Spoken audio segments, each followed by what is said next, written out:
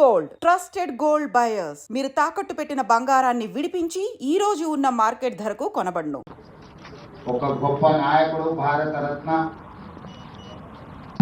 ఈ దేశానికి ప్రధానమంత్రిగా వన్నె తెచ్చిన నాయకుడు కీర్తిశేషులు రాజీవ్ గాంధీ గారు.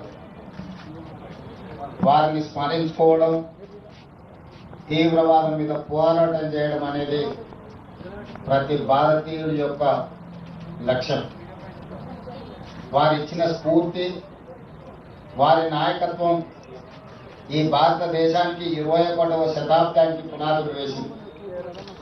సాంకేతిక నైపుణ్యంతో పాటు ఆర్థిక సరళీకృత విధానాలకు ఆద్యం పోసి ఆర్థిక సరళీకృత విధానాలతో దేశాన్ని బలమైన ఆర్థిక దేశంగా నిలబెట్టడమే కాకుండా యువతకు 21 సంవత్సరాల ఓటు హక్కు ఉంటే వయస్సు తగ్గించి 18 సంవత్సరాలకే ఓటు హక్కు ఇచ్చి ఈ దేశంలో రాష్ట్ర ప్రభుత్వాలను, కేంద్ర ప్రభుత్వాలను ఏర్పాటు చేయడంలో యువతకు కీలకమైన బాధ్యతను అప్పచెప్పిన ఒక గొప్ప నాయకుడు రాజీవ్ గాంధీ గారు. ఈరోజు మనమందరం నిన్న జరిగిన పహల్గాం సంఘటన తర్వాత మొట్టమొదటిసారి దేశ విభజన సమయంలో ప్రాణాలు అర్పించిన మహాత్మా గాంధీ గారిని గుర్తు చేసుకోవాలి. ఆ తర్వాత 1971లో పాకిస్తాన్ మన మీద పెత్తనం చెలాయించాలి అంటే ఆనాటి ప్రధానమంత్రి, ఉక్కు మహిళ శ్రీమతి ఇందిరాగాంధీ గారు పాకిస్తాన్కి బలమైన గుణపాఠం చెప్పడమే కాకుండా పాకిస్తాన్ని 2 ముక్కలుగా చీల్చి బంగ్లాదేశ్, పాకిస్తాన్ దేశాలుగా ఏర్పాటు చేసి శాశ్వత గుణపాఠం పాకిస్తాన్ ప్రభుత్వాలకు, పెద్దలకు చెప్పడం జరిగింది.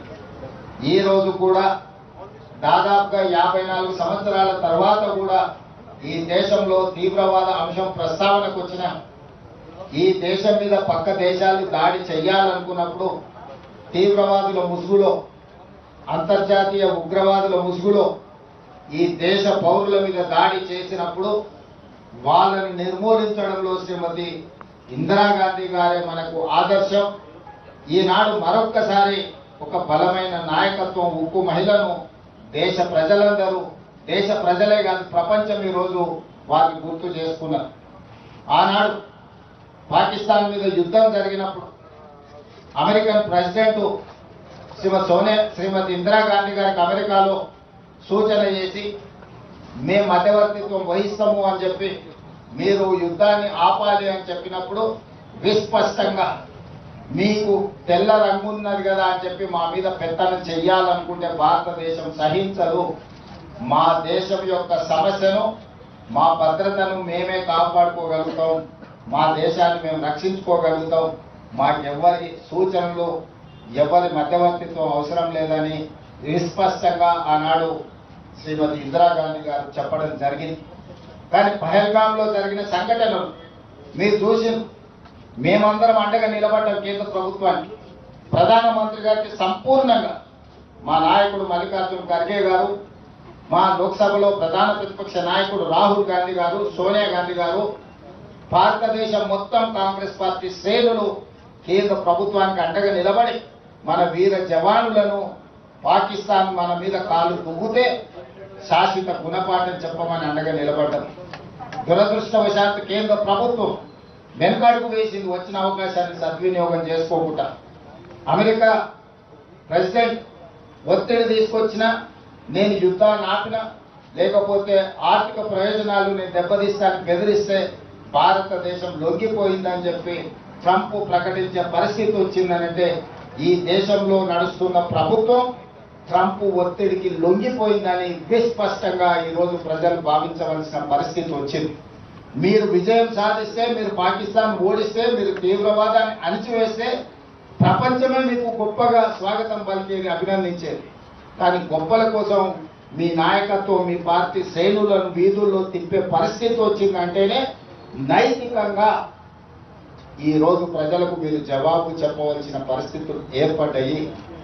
ఈరోజు 100% అండగా నిలబడ్డ కాంగ్రెస్ పార్టీని, రాహుల్ గాంధీ గారిని నిందించడం ద్వారా తమ చేతగాని తనాన్ని కప్పిపుచ్చుకోవాలని బీజేపీ నాయకులు ప్రయత్నం చేస్తున్నారు. కేంద్ర మంత్రిగా పనిచేస్తున్న కిషన్ రెడ్డి గారు విచక్షణ కోల్పోయింది. రాహుల్ గాంధీ గారి గురించి తప్పుడు మాటలు మాట్లాడుతున్నారు. మొట్టమొదట క్యాండిల్ ర్యాలీ తీసి అమరులకు నివాళులు అర్పించింది తెలంగాణ ప్రభుత్వం.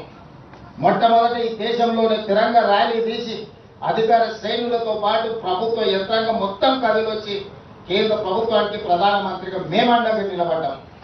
ఆ రోజు కిషన్ రెడ్డి ఇంట్లో దుప్పటి కప్పుకొని పడుకున్నాడు. కేంద్ర మంత్రిగా ప్రధానమంత్రిగా అండగా నిలబడాల్సిన కిషన్ రెడ్డి ఇంట్లో పడుకుంటే తెలంగాణ రాష్ట్ర ముఖ్యమంత్రిగా తెలంగాణ 4 కోట్ల ప్రజల తరఫున ప్రధానమంత్రి నరేంద్ర మోడీ గారికి కేంద్ర ప్రభుత్వానికి మన బలగాలకు మేము అండగా నిలబడి వేలాది మంది మేమున్నాం, నీకు తోడుగా నువ్వు యుద్ధం చెయ్యి అని నేను చెప్పినాం. ఆ రోజు కిషన్ రెడ్డికి అభినందించడానికి నోరు రాలేదు. కానీ ఈరోజు చేసిన తప్పులను కప్పిపుచ్చుకోవడానికి మీ గొప్పలు మీరు చెప్పుకుంటే మాకు అభ్యంతరం లేదు. మీరు గొప్పవాళ్ళో కాదు ప్రజలు నిర్ణయిస్తారు. కానీ రాహుల్ గాంధీ గారిని నిందించడం ద్వారా మీ చేతగానితనం స్పష్టంగా కనిపిస్తుంది. ఈ చేతగానితనం మాటలు మాట్లాడడం మానేసి తీవ్రవాదులకు గుణపాఠం చెప్పేదానికి ఆలోచన చేయండి. ఆ తీవ్రవాదాన్ని అణచివేయడంలో, దేశాన్ని సమగ్రతను కాపాడడంలో మహాత్మా గాంధీ గారు, శ్రీమతి ఇందిరాగాంధీ గారు వాళ్ళ రక్తం ఈ దేశాన్ని పవిత్రం చేసింది, పునీతం చేసింది. వారి నుంచి స్ఫూర్తి తీసుకోవాలి. ఈ రోజు రాజకీయాలకు అతీతంగా రాజీవ్ గాంధీ గారికి అందరూ నివాళులు అర్పించాలి. ఈ దేశ అభివృద్ధిలో వారి పాత్ర మరవలేనిది. ఈ రోజు ఇక్కడ ఒక పక్కన తెలంగాణ సాధించిన అమరవీరులు, ఇంకొక పక్కన దేశ సమగ్రతను కాపాడిన అమరవీరుడు రాజీవ్ గాంధీ గారి విగ్రహం, ఆ పక్కన శ్రీమతి ఇందిరాగాంధీ గారి విగ్రహం, ఆ పక్కన పివి నరసింహారావు గారి విగ్రహం. ఈ ప్రాంతంలో స్ఫూర్తినిచ్చే ప్రదాతల యొక్క సమూహం ఇక్కడ ఉన్నది. వారందరినీ అదే విధంగా నిలువెత్తు అంబేద్కర్ ఇక్కడనే ఉన్నాడు. వీళ్ళందరి ఉండే ప్రాంతంలో రాజీవ్ గాంధీ గారి విగ్రహాన్ని పెట్టే సంకుచిత స్వభావం కలిగిన కొంతమంది రాజకీయ నాయకులు కువిమర్శలు చేస్తున్నారు. వాళ్ళ పట్ల జాలి చూపించడం తప్ప మేము ఏమి అనము. వాళ్ళు కూడా వచ్చి భారతరత్న ప్రధానమంత్రిగా పనిచేసి దేశానికి వన్నె తెచ్చిన రాజీవ్ గాంధీ గారికి నివాళులు అర్పించాలి. ఈ రోజు దేశమంతా మళ్ళొక్కసారి శ్రీమతి ఇందిరాగాంధీ, శ్రీ రాజీవ్ గాంధీ గారిని గుర్తు చేసుకుంటున్నారు. నిన్న మొన్న జరిగిన యుద్ధంలో మన పరిస్థితి ఎట్లున్నదో నేను ఎక్కువ మాట్లాడదలుచుకోలేదు. దేశ ప్రజలందరూ కూడా నిశితంగా గమనిస్తున్నారు. మేము సంపూర్ణంగా భారత ప్రభుత్వానికి, భారత జవాన్లకు అండగా నిలబడతాం. అది మా బాధ్యత. ఈ దేశానికి స్వతంత్రం తెచ్చింది మేము. ఈ స్వతంత్రాన్ని కాపాడే బాధ్యత మాది. ఈ ప్రజలకు రక్షణ కల్పించే బాధ్యత మాది. మా ప్రభుత్వానికి, మా పార్టీకి స్పష్టత ఉన్నది. దేశ సమగ్రత విషయంలో మేము రాజకీయాల జోలికి వెళ్ళాం, రాజకీయాలు ప్రస్తావించాం. దేశ భద్రతకు కట్టుబడి ఉంటాం. అవసరమైతే ప్రాణ త్యాగాలు చేసిన చరిత్ర ఈ పార్టీకి ఉన్నది, గాంధీ కుటుంబానికి ఉన్నది. వారి స్ఫూర్తితోని తెలంగాణ రాష్ట్ర ప్రభుత్వాన్ని ముందుకు నడిపిస్తామని తెలియజేస్తూ మరొకసారి రాజీవ్ గాంధీ గారికి ఘనమైన నివాళులు నిజంగా ప్రస్తుతం ఉన్నటువంటి సమాజం దేనికి ప్రయారిటీ ఇస్తుంది? ఆర్థిక సంబంధాల చుట్టూ మాత్రమే తిరుగుతుంది. మళ్ళీ ఎన్నికలంగానే చాలా విరక్తి కలుగుతాను. మంచి అనిపిస్తుంది కదా, లేడీస్ కూడా ఛాలెంజింగ్ జాబ్స్ చేసినప్పుడు చాలా బాగుంటది. ట్రాఫిక్ అసిస్టెంట్స్ గా నియమించిన ట్రాన్స్జెండర్స్ అందరితో సాల్యూట్ చేయించుకుంటున్నారు. ఫుడ్ డెలివరీ ఇవ్వటానికి వెళ్ళినటువంటి డెలివరీ బాయ్ అనిల్ పై కళ్ళ ముందు